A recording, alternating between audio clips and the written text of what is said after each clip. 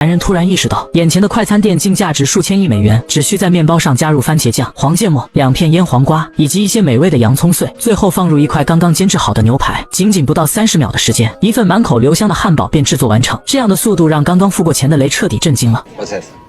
Your food? No. I just ordered, and now it's here. 看着眼前的汉堡，雷一时有些不知所措。要知道，在上世纪50年代的美国，想要吃上一份餐饮至少要等上30分钟，而这家店却只用了30秒。他忍不住询问服务员餐具、托盘还有配料在哪里，但服务员却告诉他所有东西都在袋子中，吃完之后将袋子扔掉就可以。Where do I eat it? In your car? At the park? At home?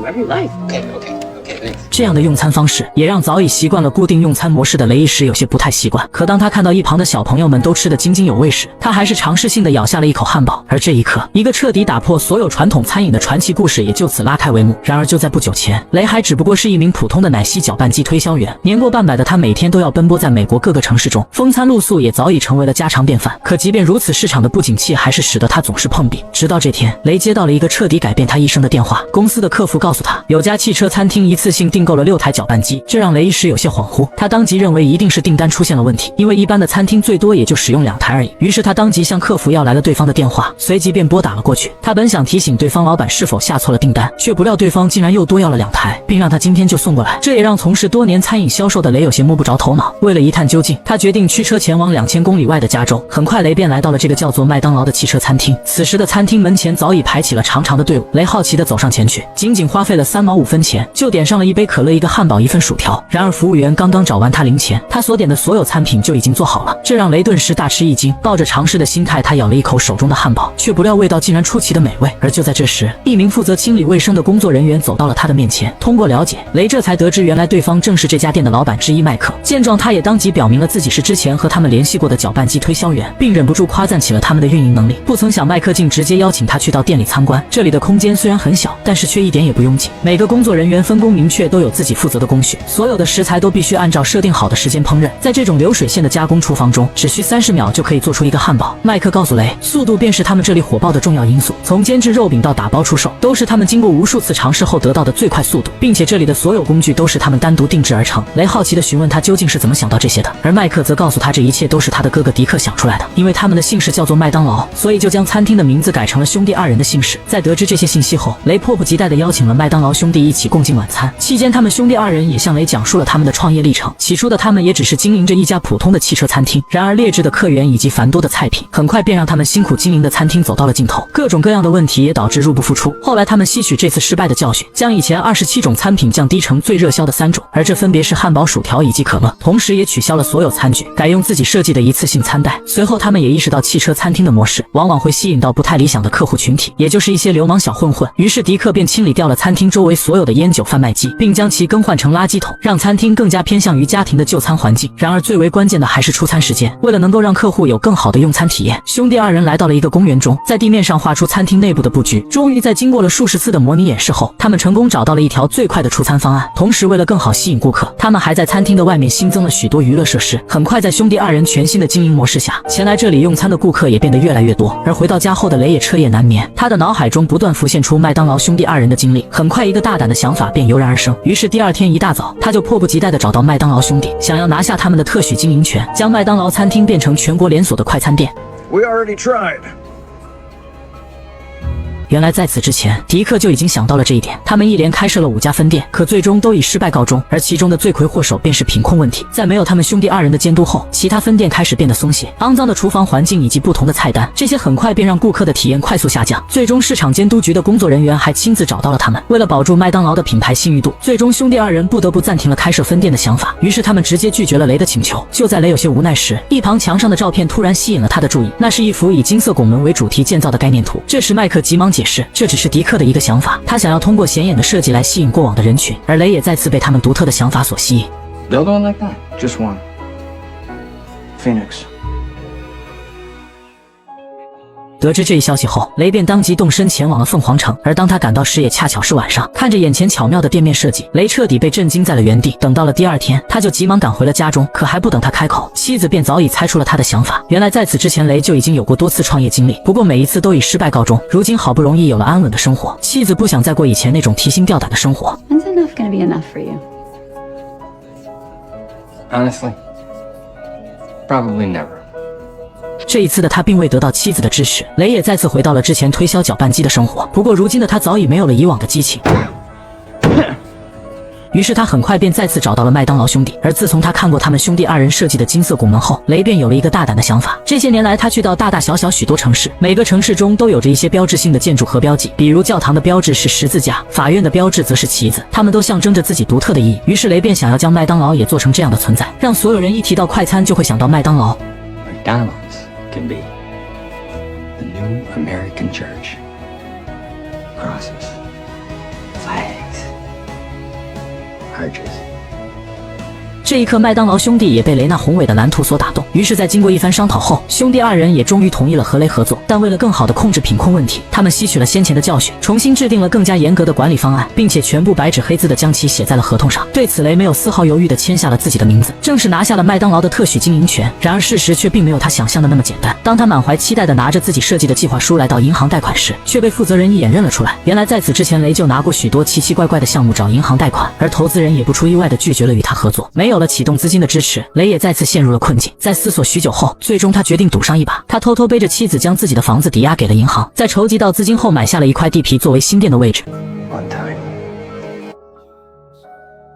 可让他怎么也不会想到的是，麦当劳兄弟的要求竟如此苛刻。他只不过是想要在餐厅增加一个炉子以及储物间，就被他们审核了半个月的时间。甚至就连他好不容易和可口可乐谈好的广告赞助，也被兄弟二人直接拒绝。原因就是他们不允许做任何的商业运营。 We're just not comfortable with the notion of turning our menu into an advertisement. See, it's not an ad. It's sponsorship. It's distasteful. It's free money. There are plenty of things we could do to make a quick buck, but that doesn't mean we should. Most restaurants do Well, this. we don't. Why not? Because I have no interest in indulging in that sort of crass commercialism. It's not McDonald's. 而这也让双方的分歧越来越大。不过好在这些并没有影响到他们接下来的合作。在雷的不断努力下，他的新店也终于迎来了开张。作为本地的第一家麦当劳，这里新颖的运营方式很快便吸引来众多食客。在开业的当天，外面就早早排起了长队，而雷也亲自来到厨房监督食物的品控。看到员工少放一片腌黄瓜，他会立马上前提醒对方要放2片。在煎肉饼时要向下按压1次，这样才会外酥里嫩。而这时，一个监制肉饼的年轻人突然吸引了他的注意。 Pretty damn good.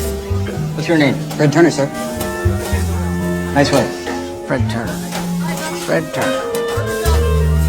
每天夜晚打烊时，雷也总会亲自打扫周围的卫生。显然这一次他终于做对了一件事情。而在有了这次的成功经验后，雷便迫不及待地寻找起了新的加盟投资人。在短短1个月的时间内，他便新增了3家连锁店。但迪克也对他的做法十分不满，他担心这种过快的连锁方式会出现问题。而事实也的确和他所猜想的一样，那些投资人们一心只想着赚钱，而对于餐厅品质的把控不管不问。这也导致新店的环境杂乱不堪，甚至就连售卖的汉堡也没有按照规定制作。此时的雷也意识到，再这样下去的话，麦当劳也将成为下一个汽车餐厅。于是他拿着汉堡气冲冲地找到了投资人理论。汉堡里面本来只放2片黄瓜，但他们却放3片。生菜和肉饼不是太老就是不熟。面对雷的指责，投资人却表现得一脸无所谓。 And your kitchen is filthy. What the hell's the matter with you guys? I don't know about you, Ray, but I'm retired. You said this would be a good place for us to work. It's an investment. If I'd wanted a job, I would have applied for a cook position. You couldn't get a job as a cook in one of my restaurants. Hey! What's his problem? It's a pain in the ass is what it is. 而另外的2家加盟店也同样如此，混乱的环境再次成为了混混的聚集地。看到这一幕，雷当即决定要和他们终止合作。就在他为以后的发展一筹莫展之际，一个上门推销圣经的犹太人突然引起了他的注意。 Hey, wait a minute. What's your name? Leonard Rosenblatt. Rosenblatt. Really? What's a Jew doing selling Catholic Bibles? Making a living.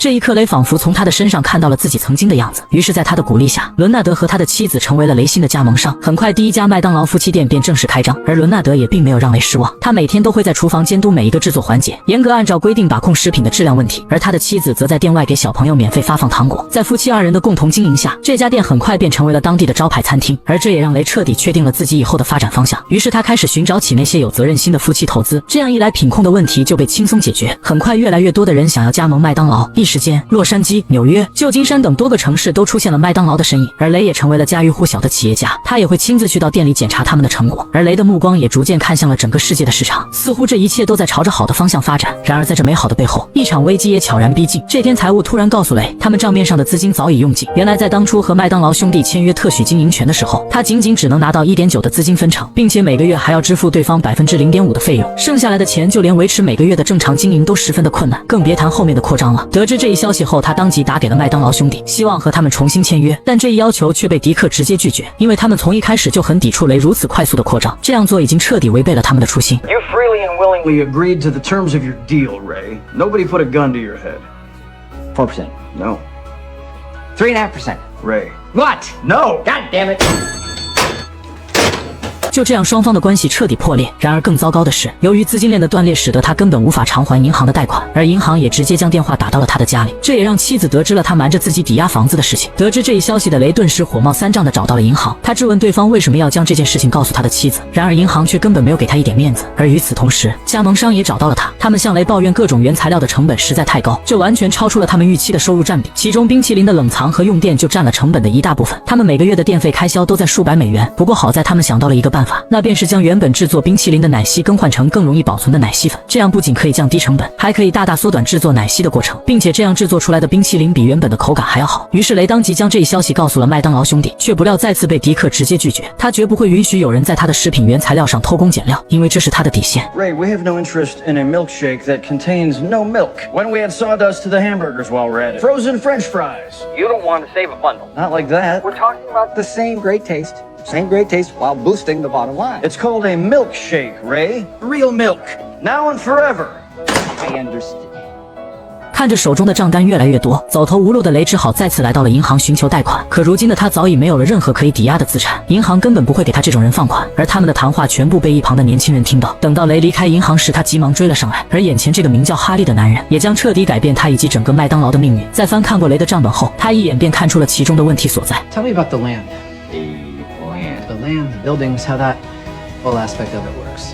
原来之前的麦当劳的店面都是加盟商自己租赁的，雷只负责培训以及提供相应的设备和运营技术，而哈利则认为这种方式存在很大的问题。如果只依靠从1毛5的汉堡中获取的 1.4% 利润，那么无论如何也无法做大。随后哈利告诉雷，他要做的不是一味的制作汉堡，而是大量的购买土地，然后再将这些土地转手租赁给加盟商。他们受到条款限制，只能在他制定的位置开设分店，这样不仅可以有着稳定的前期收入，还可以无限扩张自己的资本。土地本就是固定资产，他可以用这些地向银行抵押贷款，然后再进一步刺激土地收购。按照这种方式不断循环下去，雷不仅能做到完全控制手中的加盟商，那些质量不达标的可以随时将他们踢出局，同时又能架空麦当劳兄弟，从而彻底摆脱他们的控制。而雷也被哈利的方案所打动，于是在他的帮助下，雷很快便成立了斐然赤色地产公司，并在拿到哈利带来的投资后，开始大量收购土地，甚至就连麦当劳兄弟店铺的土地也被他购买了下来。他也渐渐地将重心从餐饮转移到了地产。在哈利的疯狂运作下，麦当劳在整个美国遍地开花，成为了当时全美最火爆的餐厅连锁店，并且所有门店下的土地都在雷的手中。得知这一消息后，迪克当即打去电话质问雷，可由于这些都是雷以独立公司合法运营的，他并没有改变麦当劳餐厅的任何运营方式，只是收购了他们门面下面的土地，所以迪克根本无法以合约约束他。这一刻他们才意识到自己已经被完全架空了。不仅如此，在有了绝对控制权后，雷也直接越过了他们，向所有麦当劳加盟店提供奶昔粉，即便这样做严重违反了他和麦当劳兄弟之间签订的合约，但此时财大气粗的雷根本没有将他们放在眼里。 You will do as we say. No. You have a contract.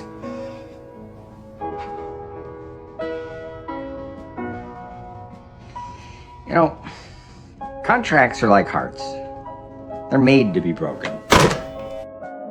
而在不久后，雷也直接将麦当劳兄弟的金拱门设计做成了自己公司的标志。最终忍无可忍的兄弟二人决定要将雷告上法庭，可雷却淡定地告诉他们，或许他们会在这场官司中取得胜利，但同时也会被高昂的诉讼费所压垮。如今的他已经掌握了17个州内所有麦当劳的业务，以及他们店铺下的地产，仅凭他们兄弟二人那间破旧的小店根本无法击败他。然而雷也并没有将事情做绝，最终他以270万美元的价格从兄弟二人手中买下了麦当劳，并还给了他们每年1%的公司利润分成。不过这1%只是口头承诺而已，虽然期间发生过不少矛盾和争执，但最终这场交易还是顺利完成。而本片也是由真实事迹改编。雷克拉克在1955年成功收购了麦当劳，如今麦当劳在全球也已经有超过38000家餐厅，并且直至今日，它还是全球最大的商业地产公司。而当初那个被他夸赞的坚肉小哥，也在未来成为了麦当劳的新任 CEO。或许有人会看不惯雷的做法，认为他不过是偷取别人成果的小偷。然而事实上的商场本就是一场没有硝烟的战争。如果你的自身不够强大，那么现实将会永远是残酷的。